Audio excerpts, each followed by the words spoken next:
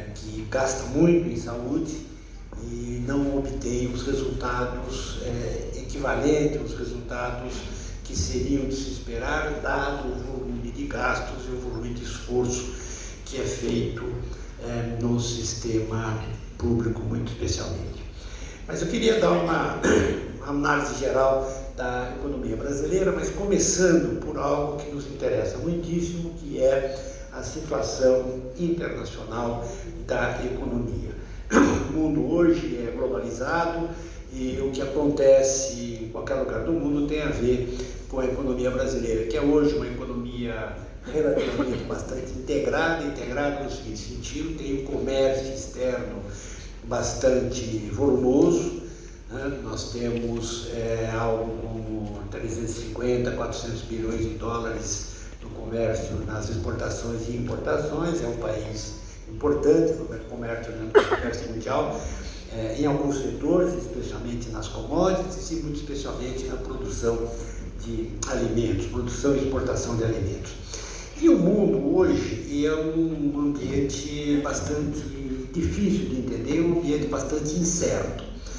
A causa principal da desaceleração atual, das confusões atuais, é o conflito entre os Estados Unidos e a China.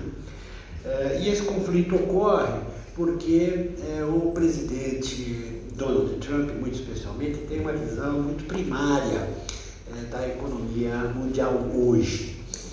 É uma visão do tipo nós contra eles, né? Nós, de um lado, nós é Estados Unidos, o mundo ocidental, contra eles é a China, o mundo asiático, etc.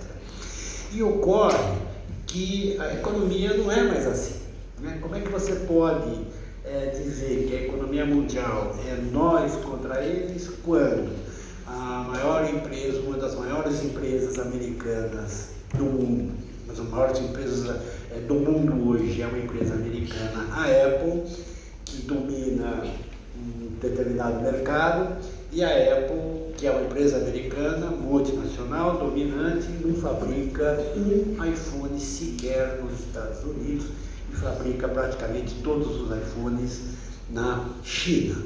Então, é uma demonstração evidente de como a economia mundial hoje ela é inteiramente integrada, a tal ponto que uma medida de retaliação tomada por um determinado governo, no caso o governo americano, acaba punindo empresas americanas e consumidores americanos.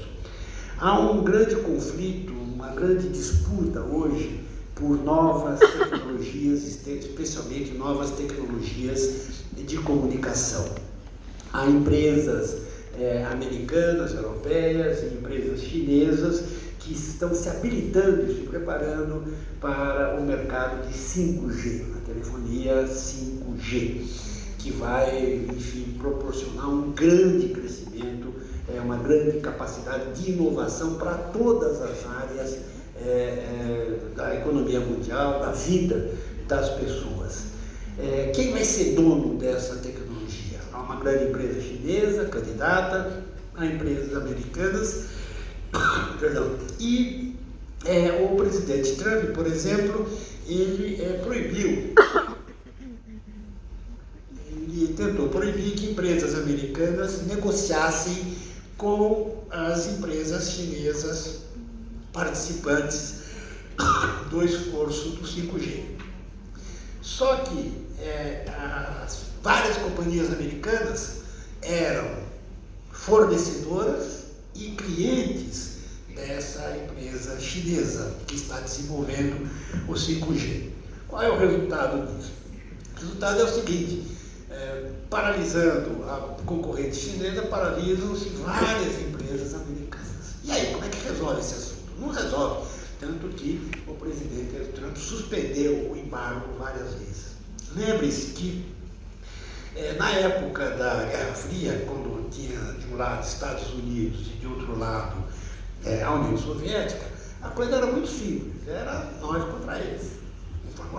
Qualquer lado que você tivesse, era nós contra eles. Não havia praticamente comércio, não havia praticamente intercâmbio científico e tecnológico entre os dois lados da cortina de ferro. Hoje o mundo ficou completamente diferente, é uma economia integrada, uma economia misturada, uma economia onde na abertura de poços de petróleo aqui no Brasil você tem associações da Petrobras com companhias chinesas, companhias francesas e companhias americanas trabalhando no mesmo campo de petróleo. Então, essa economia integrada, ela impõe aos países como o Brasil, impõe uma situação bastante delicada e uma diplomacia que tem que ser, não diria neutra, uma diplomacia pragmática. Porque, por exemplo, nessa disputa entre Estados Unidos e China, de que lado nós ficamos? O presidente Bolsonaro, no começo, achou, bom, nós estamos do lado dos americanos. Aí ele foi à China e verificou que a China é o nosso principal parceiro comercial, é o principal destino das nossas exportações e a principal origem das nossas importações. E o segundo parceiro comercial, os Estados Unidos. E o terceiro, a Argentina. Então, como lidar com uma situação em que há uma disputa comercial e econômica entre países que são os nossos principais parceiros comerciais? Isso quer dizer o seguinte: nós temos que fazer uma diplomacia extremamente cautelosa e uma diplomacia extremamente pragmática, que parece que é o caminho que está andando depois aí de uns desvios ideológicos. O presidente Bolsonaro já esteve 2 vezes com o presidente da China e disse que nós queremos ver o que interessa ao Brasil. Tem uma grande decisão importante a ser tomada no próximo leilão, que é o leilão de tecnologia 5G, onde nós teremos concorrentes chineses e concorrentes americanos, e a questão é saber como é que vai ser essa decisão. Decisão extremamente delicada da diplomacia brasileira. Tudo considerado, considerando a existência de interesses tão intricados, que leva muita gente, muitos analistas, a chegar à conclusão de que é inevitável que haja um entendimento. Como as relações econômicas são tão intrincadas, são tão misturadas, que os políticos não têm como não chegar a um entendimento, não chegar a um acordo. E parece, as últimas informações, que se caminha na direção desse acordo. O problema é que se os chineses têm uma paciência milenar para fazer negócios e para fazer negociações, o atual governo americano é muito ciclotímico, vai, volta, toma decisão, desiste. Então fica essa instabilidade, mas a conclusão que se vai chegando é que é impossível que não haja um acordo internacional, já que isso envolve interesses comuns a tantas empresas e tantas pessoas. A economia mundial desacelerou neste ano de 2019 por conta das disputas comerciais. Essas disputas comerciais reduziram o crescimento econômico mundial, mas a perspectiva é de uma aceleração a partir de 2020, o que é muito bom para a economia brasileira. De todo modo, fica o nosso desafio de lidar com uma diplomacia econômica que seja a mais pragmática possível e pense nos interesses do país. O Brasil, comparado com o Brasil, obviamente melhorou. Eu estou partindo aqui do ano de 2015, que é o primeiro ano que nós tivemos uma recessão durante o ano inteiro. A recessão brasileira dos últimos anos, ela começa no 2014. Ela começa em 2014, ainda no governo da presidente Dilma, e essa recessão acontece por culpa exclusivamente nossa, por erros de política econômica locais.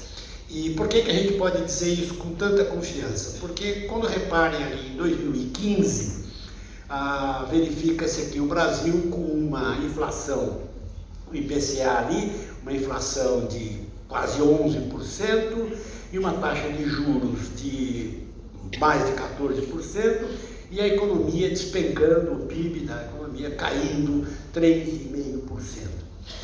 Isso é exatamente o contrário do que acontecia no resto do mundo.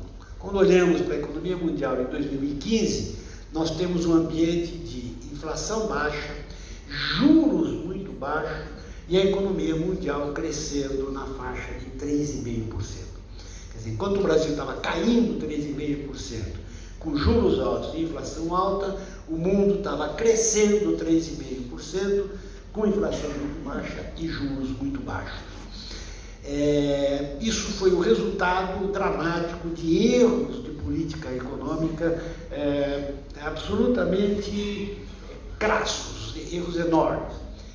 Porque, por exemplo, quando a gente olha os livros de economia, diz lá o seguinte: um país que está em recessão não pode ter inflação.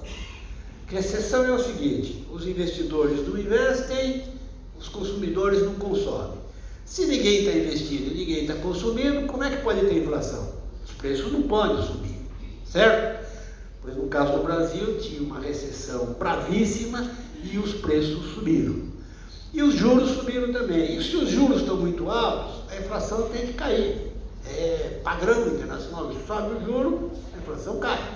Pois os juros subiram e a inflação subiu também aqui no Brasil. Quer dizer, isso foi, digamos assim, uma política econômica que mereceria um prêmio Nobel às avessas, né? Que é você conseguir produzir os piores resultados possíveis ao mesmo tempo. E como é que isso aconteceu? Isso aconteceu por uma decisão tomada pelo governo, pelo segundo governo Lula e depois durante os governos Dilma, dizendo o seguinte: qual é o modo que um país tem para crescer? Como é que um país cresce? Com o governo aumentando seus gastos. Essa é a ideia. O governo despeja dinheiro na economia, faz obras em todo lado, as estatais são chamadas a entrar em todo tipo de negócio, contratam investimentos enormes e assim segue o crescimento econômico. Essa é a expectativa. O que aconteceu? Aconteceu exatamente o contrário. Houve um excesso de gasto público, um excesso de endividamento do setor público, um excesso de endividamento das estatais e uma enorme quantidade de obras superfaturadas ou mal feitas. A Petrobras, quando fez um balanço desse período, ela colocou na conta de prejuízos algo como 12 bilhões por conta de corrupção, as já conhecidas e as que seriam conhecidas, e algo como 40 milhões de perdas por má administração, má gestão. Por exemplo, o presidente Lula mandou a Petrobras iniciar a construção de 4 refinarias de petróleo ao mesmo tempo. Nenhuma companhia de petróleo no mundo faz isso, porque refinaria é muito caro e dá pouco dinheiro. Dá mais dinheiro é explorar petróleo. Refinar petróleo dá menos dinheiro e é muito mais caro. O presidente Lula mandou a Petrobras fazer 4 refinarias ao mesmo tempo: a de Pernambuco, a do Rio de Janeiro, uma no Maranhão e uma no Ceará. Gastou nisso coisa de 30 bilhões de dólares. E o que está feito? As refinarias do Ceará e do Maranhão foram canceladas pela nova gestão. Canceladas por inviáveis. Mesmo que ficassem prontas, dariam prejuízo a vida inteira. Resultado, foram canceladas e, após terem sido canceladas, deixaram uma conta na Petrobras de 3 bilhões de reais. Não saiu do papel. Não saiu do papel e custou 3 bilhões de reais. A que ficou pronta pela metade é a do Recife, de Pernambuco, que era para custar 2 bilhões de dólares, saiu por 20. A do Rio de Janeiro parou em 1/3. E a Petrobras está procurando sócios para conseguir terminar e dar arrendamento às obras. resultou uma Petrobras endividada. E, além disso, uma Petrobras que foi obrigada a comprar gasolina a 5 e vender por 3, por vários anos, para manter o combustível baixo aqui no Brasil. Resultado, quebrou a Petrobras, quebrou as distribuidoras da Petrobras e assim por diante. Então, foi, sem falar da corrupção, que eu já vou falar logo mais à frente, mas foi uma gestão inteiramente equivocada que produziu os resultados exatamente contrários àqueles que se esperava. Quer dizer, a ideia é: o governo gasta, as estatais gastam e o país vai crescer e vai ficar todo mundo rico. O que aconteceu? Tivemos uma recessão elevada e uma inflação muito elevada. Repare ali que a partir de 2017 inicia-se o processo de recuperação da economia brasileira, com algumas características muito importantes. Primeiro, a inflação desabou. Repare ali na linha da primeira linha, a inflação que vinha perto de 11, chegou a 3 e agora está rodando já há 4 anos na faixa de 3%, entre 3% e 4%, e esse ano e o próximo, isso aqui são prognósticos do setor privado, não do governo. Então, repare, está prevendo ali uma inflação baixa por um período prolongado. A Selic, a taxa básica de juros, ela despencou de 14% para 4,5%, que é como deve terminar este ano e permanecer assim durante todo o ano que vem. É um ambiente inédito na história do Brasil. Inflação muito baixa e juros muito baixos. E neste momento nós estamos alinhados com a economia mundial, que é exatamente uma economia de juros baixos e inflação muito baixa. A taxa de juros no Brasil ela foi alta durante muito tempo, e isso viciou a economia. Então, por isso que a taxa de juros a queda demora para chegar na ponta final do consumidor e do investidor, mas já está chegando. O crédito imobiliário já está em 7% em determinadas modalidades. A Caixa Econômica está oferecendo crédito imobiliário em 30 anos com prestação fixa, como ocorre em qualquer país estável e normal. Você sabe exatamente a prestação que você vai pagar daqui a 10 anos. Isso é um belo sinal de estabilidade, isso dá confiança no investidor e isso dá confiança no próprio consumidor. Reparem ali, taxa de juros estão caindo, reparem uma recuperação do saldo comercial, que estava caindo e agora foi ali para a faixa de 50 bilhões de dólares esse ano, e a recuperação manutenção de investimentos externos. Aqui no ITP é investimento direto no país. Então, o quadro, obviamente, melhorou quando a gente olha os principais indicadores da economia. Qual é o problema que nós estamos enfrentando? Bom, estão vendo ali o dólar, né? A previsão do dólar a 4, deixa eu fazer um parênteses aqui, a previsão do dólar a 4, mas isso quer dizer apenas o seguinte, quando eu coloco ali, dólar dezembro, R$4, isso está querendo dizer que no dia 31 de dezembro de 2020, o dólar vai ser negociado a R$4. Qual é a chance disso dar certo? Zero. Nenhuma chance de dar certo. E se é por acaso acontecer, vai ser por isso mesmo, um enorme acaso. Mas então, para que serve esse tipo de previsão? Esse tipo de previsão serve para dizer o seguinte: olhadas as circunstâncias atuais da economia e as perspectivas mais imediatas, a tendência é de um dólar estável, variando em torno dos R$4. E por que o mercado acha isso? Porque o Brasil tem reservas em dólares, o Banco Central tem reservas em dólares de 390 bilhões de dólares no caixa do Banco Central. A dívida externa pública, dívida externa do governo, não chega a 100 bilhões de dólares. Portanto, o governo é credor em dólares. Exatamente o contrário, para ter um exemplo, a Argentina. A Argentina deve muito mais do do que tem em reservas. Ou seja, há uma crise cambial na Argentina porque faltam dólares para pagar importações, para pagar prestações da dívida, etc.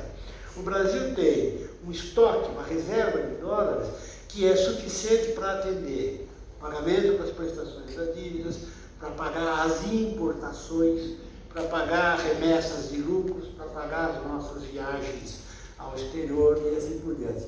Por que o dólar está variando? Está variando por razões circunstanciais, desentendimentos internacionais, e há porque nesses momentos assim de desequilíbrios na economia mundial ocorre uma fuga para a qualidade, isto é, os investidores procuram os ativos mais seguros que existem, e um dos ativos mais seguros que existe é o dólar. E isso, o dólar teve uma valorização mundial nesse ano. Todas as moedas, quase todas as moedas, principalmente as emergentes, desvalorizaram em relação ao dólar. Então, o dólar forte, o dólar está forte porque a economia americana está forte, está atraindo investimentos, e isso não há o que fazer, simplesmente acompanhar essa situação. O importante aqui é notar que não há risco de crise cambial no Brasil e que, se o dólar der uma disparada, eventualmente, o Banco Central tem cacife para entrar no mercado, vender, controlar, etc. Ou seja, a nossa preocupação não é a taxa de câmbio, a nossa preocupação é o crescimento da economia. Vocês repararam naquele quadro que o PIB, o crescimento da economia, a economia saiu da recessão, quer dizer, o Brasil ficou 2 anos empobrecendo, perdendo renda, perdendo riqueza, e agora está recuperando. Mas repare, isso aí é o PIB, é o Produto Interno Bruto, sempre com relação ao trimestre imediatamente anterior. O segundo trimestre é o único dado conhecido. Repare, é uma recuperação muito irregular. Nós temos trimestres de queda, depois 2 de alta, depois queda, depois alta de novo, e isso mostra uma recuperação irregular. Irregular e baixa. Deixa eu mostrar aqui o quadro. Bom, basta esse dado, né? Uma recuperação. Opa, coloca aí para mim, não?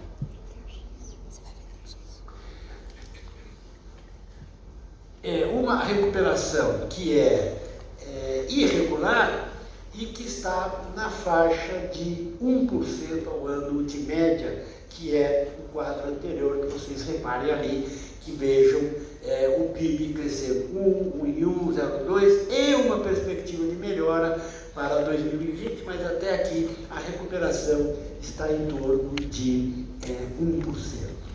Qual é o nosso problema? Esta aqui é a situação em que nós nos encontramos, que esse momento. Eu queria citar primeiro que nós temos, pela primeira vez na história do Brasil, recente, claro, uma equipe econômica que é inteiramente ortodoxa, liberal e uniforme. Gostemos ou não, é uma equipe econômica liberal ortodoxa. Liberal ortodoxa quer dizer o seguinte: o governo tem que gastar menos do que arrecada, as finanças públicas têm que estar organizadas, a dívida pública tem que ser reduzida, o setor dinâmico da economia é o setor privado, não estatal, portanto, é preciso reduzir o tamanho do Estado no Brasil via concessões e privatizações e estimular o crescimento via setor privado. Tem uma lógica econômica, que é o seguinte: o setor público no Brasil quebrou. Tanto os governos federal, estaduais, municipais, quebrou porque gastou mais do que arrecada, quebra. Bom, quebrou, o que acontece? Quem é que vai investir? O governo não é, porque o governo está sem dinheiro. Então só pode ter investimento no setor privado. Quer dizer, ou haverá investimento no setor privado no Brasil, ou não haverá investimentos. Então o papel do governo passa a ser de oferecer oportunidades de negócios, oportunidades de investimento ao setor privado, em todos os setores, mas muito especialmente na infraestrutura. Estradas, portos, aeroportos, linhas de transmissão, tecnologia de comunicação, 5G e assim por diante. Então, essa é a ideia dessa equipe econômica. Essa linha conseguiu dois feitos muito importantes na área de controle das contas públicas, que é manter o teto de gastos do setor público. O setor público brasileiro gastava sem limite. Todos os anos, até 3 anos atrás, o gasto público aumentava mais que a inflação, mais que o PIB e mais do que as receitas. Quer dizer, era um ritmo absolutamente destinado ao fracasso. Quer dizer, o governo gastava todos os anos mais do que arrecadava. A dívida foi a 80% do PIB e isso agora está sendo contido pela contenção de gastos e pela reforma da Previdência, que era algo que se imaginava impossível de passar e que acabou passando rapidamente. Vou só dar um exemplo. O principal dado da reforma da Previdência é estabelecer uma idade mínima de aposentadoria. A primeira vez que foi discutida a idade mínima de aposentadoria e votada no Congresso Brasileiro foi em 1995. Perdeu. A idade mínima proposta na época era 60 anos e a proposta do governo Fernando Henrique perdeu por um voto. De lá para cá, se fez um pedaço de reforma da Previdência aqui, um pedaço de reforma da Previdência ali, e o problema foi crescendo até que agora se fez uma reforma substancial. Qual é o problema da Previdência? O problema da Previdência é o seguinte: a receita previdenciária, a receita com contribuições das empresas, dos trabalhadores e do governo, é insuficiente para pagar o total de pensões de aposentadorias. Então há um déficit previdenciário crescente e, além disso, a despesa previdenciária do governo chega a 60% das despesas, ou seja, o governo arrecada 100, gasta 120, e desses 120, 60% é despesa previdenciária. Então, qual é a possibilidade disso dar certo? Zero. O governo gasta, e aí, para completar, o governo gasta 60% do PIB com previdência, 25% com pessoal, 5% com despesas obrigatórias, sobra 10% da despesa para tudo: saúde, educação, transporte, segurança, cafezinho, congresso, salário de deputado, salário de juiz, avião do presidente. 10% da despesa é para todo o funcionamento da máquina. Os outros 90% é previdência, pessoal e despesas obrigatórias. Resultado, não vai dar certo. Então, qual que é o primeiro grande efeito da reforma da Previdência? Mas a reforma da Previdência, ela é necessária, mas não basta. E aí segue-se essa agenda que nós temos, que é reforma tributária, que está no Congresso Nacional, liberdade econômica, que facilita a realização de negócios, está no Congresso, saneamento está no Congresso, porque o saneamento no Brasil é uma confusão danada. Nós não sabemos se é federal, se é estadual, se é municipal ou se é de grupos de municípios. O resultado é que não tem saneamento no país, dada a confusão do marco regulatório que inibe os investimentos. Isso está na agenda no Congresso Nacional. As privatizações e a reforma administrativa, de maneira a reduzir o gasto com o pessoal, que é a segunda etapa. Então, reparem, tem uma agenda legislativa muito forte e essa é uma novidade que está no Brasil. Porque, normalmente, até o governo Bolsonaro, os governos anteriores, era o presidente tomando iniciativas de reformas, de mudanças, de políticas econômicas. Agora, como o governo é essa confusão, vocês sabem, que percebem todo dia, né? O protagonismo passou para o Congresso Nacional. No caso da reforma da Previdência, nós tivemos deputados, parlamentares do partido do governo votando contra a reforma. Ela só andou dado o protagonismo de um Rodrigo Maia, do Gabriel Columbre, do Tasso Gereissati e tal. O Congresso brasileiro mudou, é um Congresso reformista e que está avançando nessa agenda que é extremamente importante e que é condição para a retomada dos investimentos e para a solução da crise dos estados. Por exemplo, o Senado acaba de votar a proposta que estende a reforma da Previdência para os estados e municípios, que agora foi para a Câmara, mas está andando. A reforma administrativa está andando, há duas propostas de reforma tributária, ambas boas, em discussão e andando na Câmara dos Deputados e no Senado. Então, a agenda que interessa hoje é a agenda legislativa. Para vocês terem o tamanho da conta pública, aquela linha azul ali é a despesa obrigatória e a linha amarela é a despesa discricionária, despesa de investimento e de custeio. Reparem, ali é inequívoco que nós caminhamos aqui. Um desastre se não tiver a reforma da Previdência e a reforma do gasto pessoal. O outro assunto é a questão da corrupção, que eu citei rapidamente, dizendo que a montagem de um sistema enorme de gasto público propiciou o sistema de corrupção, descoberto pela Lava Jato. A Lava Jato, ela não descobriu um caso ou outro de corrupção, ela descobriu um sistema, né, onde governos, partidos, combinados com um grupo selecionado de empresas, faziam determinados gastos superfaturados, empréstimos generosos do governo, para que parte desse dinheiro voltasse para o sistema político. E aí não foi só o sistema político do PT, não, foi do PP, do MDB. Basta ver os presos. Basta ver quem está preso. Está preso gente do PT, do PMDB, do PSDB, do PP, do PV, dos P todos aí, está todo mundo, tem gente em cana. Todo, né? E todo mundo sendo processado e tal. Por quê? Porque descobriu, não um caso, descobriu um sistema pelo qual se financiava a política de modo corrupto com o dinheiro público. Isso que foi apanhado.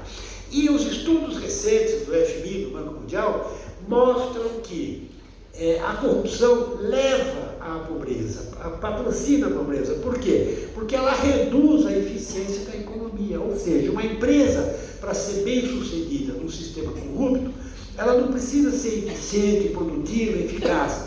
Ela tem que ser amiga do governo, tem que pagar mais propina, fazer cartel e pagar propina. Então, para que ser eficiente? Para que investir em tecnologia? Eu compro contratos em Brasília. Então isso reduz, isso está provado. Não por acaso, diz o estudo do FMI, o Estado, o país que tem o menor índice de crescimento na Europa é a Itália, que tem o maior índice de corrupção na Europa. Então, combater a corrupção não é apenas um problema moral, é um problema que tem a ver com economia e com pobreza, com distribuição de riqueza, porque o sistema corrupto faz com que uma parte substancial do dinheiro público vá para um grupo especial de pessoas, partidos e empresas. Então, isso é algo a combater. Finalmente, aqui, repare o crescimento do número de funcionários públicos, de 95 para cá, e que não foi acompanhado de um aumento na eficiência do serviço público. Ou seja, precisa de uma reforma administrativa, não tanto para reduzir o número de funcionários, mas para dar eficiência maior ao serviço público, e aqui eu estou falando de todo o tipo de serviço público, desde serviço de limpeza de rua até a prestação de serviços de saúde. Os gastos municipais, eles aumentam os gastos com o pessoal e diminuem os gastos com serviço. Repare ali, serviços prestados, gasto cai de 35 para 30 e a despesa com o pessoal aumenta. Por isso que tem aquela proposta de emenda constitucional de extinguir municípios que não têm receita própria e que vivem de receita do governo. Outro exemplo evidente de como a coisa está, como o Estado brasileiro gera desigualdade, os salários médios, aqui fonte do IBGE, repare ali, os maiores salários do país estão no judiciário. Agora, repare, isso aqui é salário médio. Isso aqui é salário médio, não é que os salários chegam a, ultrapassam claramente, várias vezes, o teto, que é de 39 mil reais. Como diz o presidente da Câmara, no Congresso, o presidente Rodrigo Maia, o que a gente vê é que o Estado brasileiro, qual é a função do Estado? O Estado não gera riqueza, ele recolhe dinheiro aqui e gasta ali. Recolhe dinheiro de uns e gasta ali. Espera-se que o Estado faça a distribuição de renda, arrecade dos mais ricos e gaste com os mais pobres. No caso do Brasil, o Estado gera desigualdade. O Estado arrecada e gera desigualdade claramente aqui. Outro item que é importante, que é a facilidade de fazer negócios, já estou concluindo, que é o um estudo do Banco Mundial que avalia se o ambiente de negócios de um determinado país é ou não favorável ao investimento privado. O Brasil está em 109 e são 184 países que são examinados. E, portanto, é uma posição extremamente ruim. A meta do governo é colocar o Brasil entre os 50 melhores países para fazer negócios. Essa pesquisa, ela examina dados como quanto custa para abrir uma empresa, para fechar uma empresa, para resolver um contrato na justiça, para contratar elite pessoal e, sobretudo, um item que é pagar impostos. Não é apenas quanto a gente paga de imposto, é como uma empresa média lida com a Receita Federal, a Receita Estadual e a Receita Municipal. E em 190 países, a posição do Brasil é 184. Considerando que depois do Brasil, com um sistema pior, vem a Venezuela, Zimbábue, então, a gente pode dizer, sem erro, que o sistema tributário brasileiro é o pior do mundo relevante e precisa de uma reforma simplificadora, é uma pauta imediata. Tudo somado, tudo subtraído, o que nós temos? Nós temos uma economia que está ajeitando a parte do setor público, né, fazendo economia, desregulamentando, equilibrando as finanças, reduzindo o endividamento. O que falta? Criar condições para investimento privado, nacional e internacional. Isso depende de oportunidades, tanto privatizações, concessões, etc., leilões de petróleo, por exemplo, mas depende também de confiança, de um governo passar confiança, porque nós estamos falando de investimento de 30, 40 anos. Então, a instabilidade política, nesse caso, está atrapalhando uma boa retomada dos investimentos, sobretudo porque tem negócios correndo no mundo inteiro. Temos que combater e fortalecer o combate à corrupção, vocês têm acompanhado, tem discussão no Senado sobre a prisão em segunda instância, tem a discussão sobre o sistema de combate à corrupção, o COAF, Secretaria da Receita, Receita Federal, Ministério Público, etc. Não vou entrar aqui em detalhe, mesmo porque os detalhes são impossíveis, né? Ontem o ministro Dias Toffoli levou 5 horas para dar o voto dele e até agora ninguém entendeu.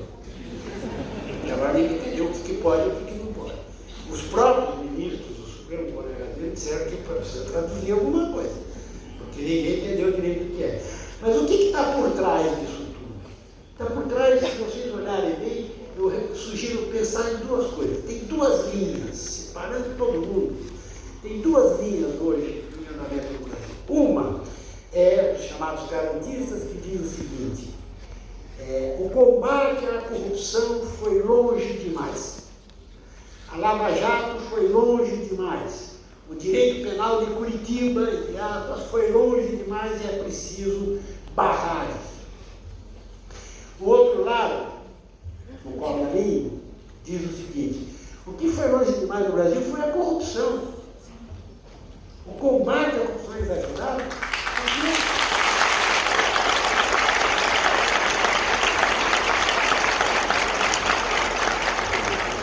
Eu escrevi outro dia, me deu até muito problema, eu escrevi outro dia, é claro que a Lava Jato exagerou. Se não exagerasse, como é que ela ia pegar esse todo mundo que pegou? E que, olha, veja só, a Lava Jato está atuando desde 2014. Anteontem, a Polícia Federal e o Ministério Público deram uma blitz no Tribunal de Justiça da Bahia. Afastaram 4 desembargadores, incluindo o presidente do tribunal, acusados de venda de sentença e grilagem de terras, desde 2013. Quer dizer, a cúpula do judiciário de um Estado importante, né, envolvida em grossa corrupção. Como é que está? Como é que precisa dar um basta ao combate à corrupção. Hoje, a polícia de Nova York prendeu o ex-presidente da Braskem e o ex-diretor da Odebrecht. Nova York. Por quê? Por falcatruas cometidas